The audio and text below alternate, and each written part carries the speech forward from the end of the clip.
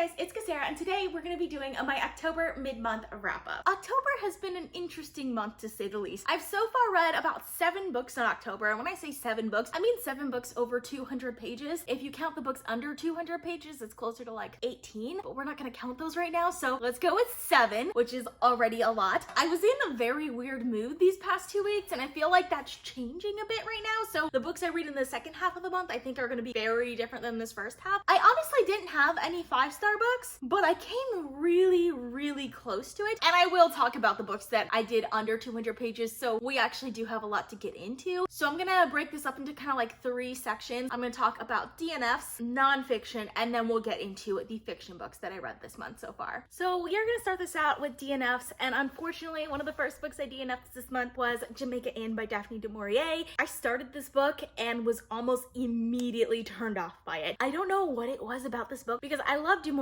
and her writing style. I think it might have been the audiobook because I did start the audiobook, but as soon as I started another book, I was just like, yep, I don't want to read Jamaica Inn right now. And so I do plan on picking this up sometime in the future. Because of that, I put it on pause, but I don't see myself picking it up again this month. So this is gonna count as a DNF for now, but hopefully I will get to it at some point in the future. So the other book I DNF'd, and this one is going to be a true DNF, is Pines by Blake Crouch. I'm actually really sad that I DNF'd this book because Blake Crouch is one of those authors that like every new book that he releases, I want it. After Dark Matter and Recursion, I absolutely love the concept of his novels, and the way he writes the consequences of those concepts are so well done. So I was really hoping to like some of his earlier stuff as well, but I've heard like it's not as good as those last 2, and the one that comes the closest is the Wayward Pines series. So I decided to pick up Pines, and I was honestly just really bored by it the entire time. I listened to like about 25% of the audiobook for this one. It was available for free through Kindle Unlimited. They had the read and listen for free, and I was in the mood for kind of like a more mysterious, like just that type of like thriller novel. It had some aspects to it that I thought were intriguing.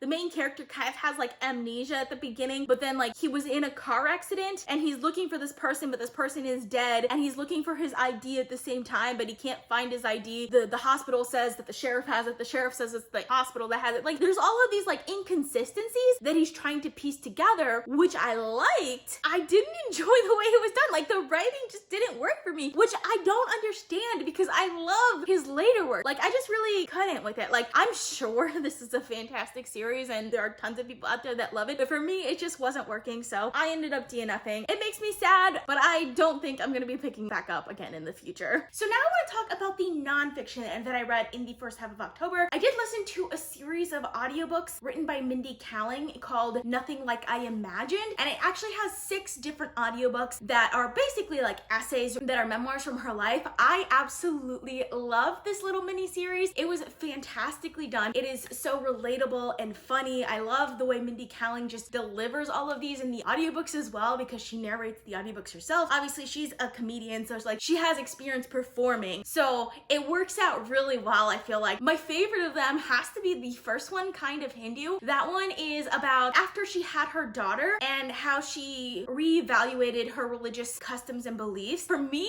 honestly, it was really relatable, but I feel like she just delivered it in such an interesting way that I just absolutely love this series. I gave all of them somewhere in the 4-star range, but that last one I definitely gave 4.75 stars. So as always, we're gonna go from my lowest rated book all the way up to my highest rated book, and we're gonna start this all out with Mexican Gothic by Sylvia Moreno Garcia. So this is a gothic horror novel that is set in Mexico. It's about a woman who goes to visit her sister because she's not sure what's going on in her sister's home life because she's hearing a lot of things that don't sound right, and it's heavily inspired by The Yellow Wallpaper by Charlotte Gilman Perkins, which is a fantastic classic horror novella that I highly recommend. It's really good. I really enjoyed some aspects of the story immensely. Like there are some aspects, especially the plot. The plot here is so well done. I also really love the concept. I don't really want to tell you guys the concept because this is definitely still a book that I would recommend. If I give you away the concept, it kind of takes away from the story, I think, but the concept of this book is absolutely fascinating. I absolutely love it. But one thing that really took away from the story is the writing style. It's definitely a stylistic choice. I personally don't jive with it that well, but the way that it's written, the images are conveyed in somewhat of a plain way. The image itself can be really creepy. Like for example, it has kind of this reoccurring theme of a snake biting its own tail, which snakes in general are already really creepy, and then when like basically eating itself, like that is a creepy image. But the way that it's conveyed is not necessarily creepy, if you know what I mean. I was really looking for just some beautiful writing with like really creepy imagery, and while the pictures were creepy, the words that were conveying the images weren't. I feel like if I hadn't been reading other books of this type at the same time, I probably would have absolutely loved this, but because I was reading other books where authors were taking images that weren't even that creepy and making them feel creepy by the way those images were being described, this one just didn't land as well for me as I would have wanted to, so I ended up giving it 3.5 stars. Like I said, I would still recommend this because the plot in this is actually really fantastic, and while there is a bit of a more creepy or spooky atmosphere, if you don't go into it expecting that, I think you'll come out better than me when I was just really looking for that. So next I want to talk about The Haunting of Hill House by Shirley Jackson. So I decided to pick this up because I'm currently reading House of Leaves, and I'm absolutely loving House of Leaves, and I just like the aspect of the house being like the main like scary part of the story. So I wanted to try The Haunting of Hill House because it's kind of like a classic haunted house sort of book. I kind of wish I had just watched the movie instead, because while I did enjoy some of the scenes, for the most part, I found this to be on the more boring side. And mind you, it's a really short book, like really short. And I listened to the audiobook of it, so it wasn't like I was putting out that much effort. I still think it's worth the read from like a classic literature aspect, but this is one where I feel like because the story is really interesting, but I didn't love the execution of it, if you know what I mean. I feel like that's part of the reason why I'm kind of turned off from classic horror, because between The Haunting of Hill House and last month I read The Turn of the Screw, neither of them I really felt invested in the way I do with more modern horror. I still like this one more than The Turn of the Screw, so because of that I ended up giving it 3.75 stars, but I really wished I could have loved this book a lot more than I did. So the next book I want to talk about is The Metamorphosis by Franz Kafka. So I picked this one up on a complete whim. This is actually a book that I've been meaning to read for the longest while, because when I was in college, some of the storytelling classes that I would take, they would talk about the metamorphosis and how good of a story it was, because it's about a man who wakes up one morning and finds that he is turned into a giant cockroach, which is really cool in some ways and kind of disgusting in other ways. I did enjoy this. It had kind of like an almost not gory aspect, like a kind of a disgusting aspect to it, which honestly made me a little squeamish, but this didn't fully work for me because I didn't love the ending. The ending felt a little, I don't know, nihilistic, if that makes sense. Like there wasn't really a lot of hope in the ending, in my opinion at least. So I ended up giving it 4 stars, but I think for conceptual reasons, it's definitely still worth the read. So the next book I want to talk about is The Bone Shard Daughter by Andrea Stewart. So this is a book that I actually got from NetGalley in exchange for an honest review. And I'm gonna be pretty quick with this one because I have already done a full review on this one. So if you would like to know more, I will put that up in the cards for you. But this was just an absolutely fantastic debut Asian-inspired high fantasy novel. I enjoyed every second of it. It's following a few different main characters, but the main thing that made me really enjoy this book was the magic system, because it's set in a world that is ruled over by an emperor, and he practices bone shard magic. So he creates these constructs out of like animal parts, but they're fueled by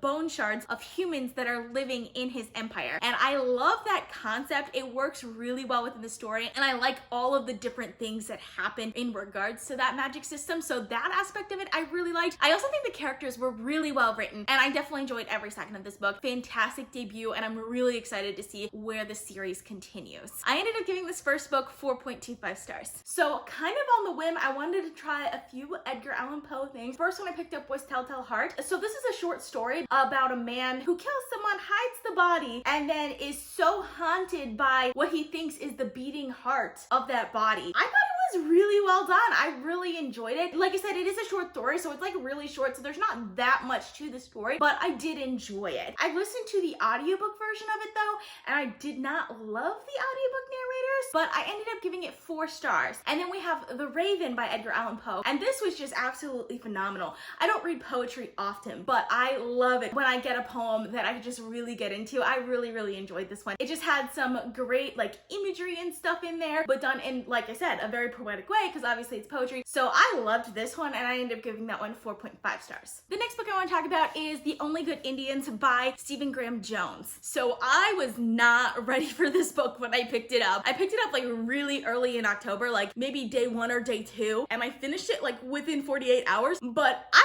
was looking for like a little bit more of a slow burn, character driven book, and this book is just straight up horror. It was absolutely terrifying at times. It's fast paced. There's so much violence, like trigger warnings for blood and guts and gore and all of that, because oh my gosh, I couldn't at some points during this book, but I did absolutely love it at the same time. So this is a horror novel that actually incorporates some Native American themes and ideas that I absolutely loved. It's kind of about like elk women, which I love the way that it was done. Like there was such good tension in here and mysteries that I was constantly trying to guess what was going on. It was so fantastically done. I listened to the audiobook of this, and the audiobook narrator was absolutely fantastic. I loved this book so much, but like I said, I was not ready for it going into it. This was definitely not the type of book I meant to pick up, but I still loved it, and I ended up giving it 4.25 stars. So the next book I want to talk about is The Death of Mrs. Westaway by Ruth Ware. So after last month, I read One by One, and I absolutely loved it. I was like, I need to get on the other Ruth Ware books that I haven't read yet, because I think I've read 3 books by her by this point. Well, no, 4 books now, but previously, the first book that I read by her was In a Dark, Dark Wood, which was really, really good. And then The Turn of the Key kind of like really blew me away with just the atmosphere of it, because it has such a creepy atmosphere.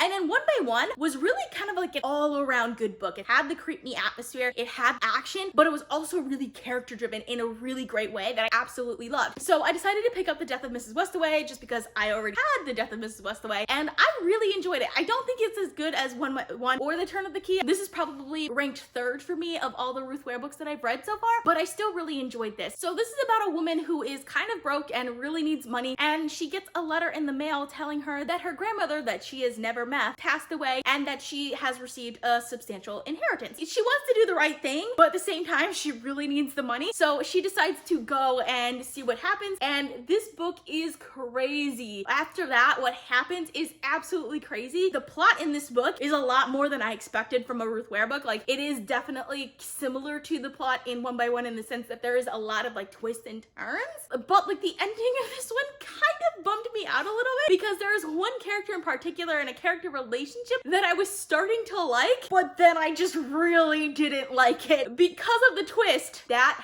hurt me in a way I wasn't expecting from it, because I feel like the main character was really craving kind of this like aspect, and it just completely gone. I mean, I still kind of like the very, very ending, because it ends almost on a note of hope, and it ends in a kind of good way that I like. From the climax up to that ending, ooh, that was a little rough. I had trouble with it. Still made me feel a lot, and I still really, really enjoyed reading this book, so I ended up giving it 4.25 stars. The next one I want to talk about is Monstrous Volume 1 by Marjorie M. Liu. This is one of the best graphic novels that I've read. Like, I absolutely love it. So this is a historical fantasy novel set in an alternate society in like a 1900s matriarchal China. The art is absolutely stunning. It's some of the most beautiful art that I've seen in a graphic novel, and I'm also really loving this story. It's really magical, but at the same time, it's really dark. It's like a good mix between like fantasy and horror, and I'm really enjoying it so far. Like, really, really enjoying it. I'm really excited to continue on with the rest of the volumes in this series. I think there are only 5 volumes out right now, and this first one, it didn't take me very long to read it all. Like, I think maybe a total of like 2 hours actually flipping through the ebook. It has the workings of being like a new favorite graphic novel series for me. I really love this one, and I ended up giving it 4.5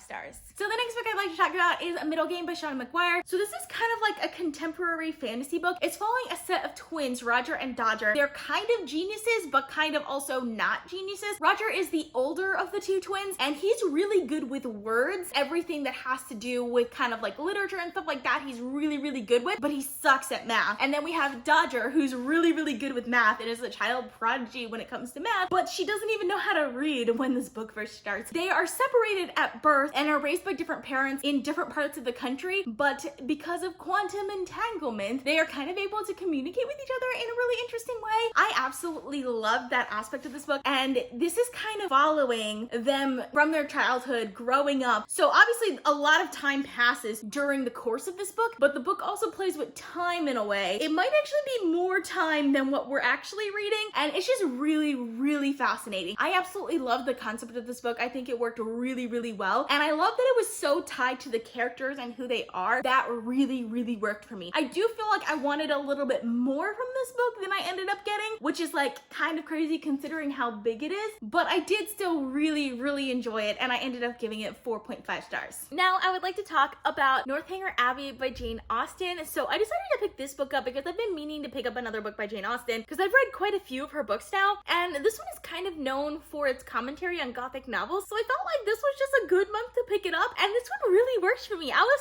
surprised by how much I actually really loved this book. I feel like a lot of people complain about Henry Tilney being like not as an interesting of a love interest. The love story aspect is of course a big part of Jane Austen's novels. I was actually interested more in all of the other aspects of this novel because it has fun commentary on like women's fiction and stuff like that and its place in society, which I really loved. And I feel like the main character and her growth and development was actually what made this novel so great for me. It's just a really great coming of age story that I feel like almost any girl who as a teenager read a lot of books would really relate to very well. So I loved this book because of that, and I ended up giving it 4.75 stars. And the last book that I want to talk about, my favorite of the month so far, if you've been watching my vlogs, you probably know what that is, and that's Imaginary Friend by Stephen Chbosky. This book really surprised me. I went into it with zero expectations because it has such a low average rating on Goodreads, but I absolutely love this. Like, this is a 700-page book that I read in less than 48 hours. The characters in this are absolutely fantastic. We're following, like, I would say about 3 different main characters. There might be a couple other ones that jump in there for a little while, but the main like group of characters, a mother and her son, and their relationship and just their life, how well it's depicted. I love that. It also has some really mysterious vibes to it that I don't even know how to explain. It's really well written and incredibly creepy at times. I absolutely love that. And the ending, man, this book completely lands the ending. I loved the ending of this so much. I will say this one does have Christian themes in it. Just be aware of that going in if that's something that you don't like to read in books, especially horror novels. But I absolutely loved every second of this, and I ended up giving it 4.75 stars. So if you've read any of these books, let me know down in the comments because I would love to discuss with you guys. I post videos on Sundays, Tuesdays, Thursdays, and Saturdays, so consider subscribing. And if you'd like to be notified as soon as I upload, you can click that little bell icon. If you like this video, please give it a big thumbs up to support my channel. Also, social media links are in the description down below. Thank you guys so much for watching, and I'll see you guys next time.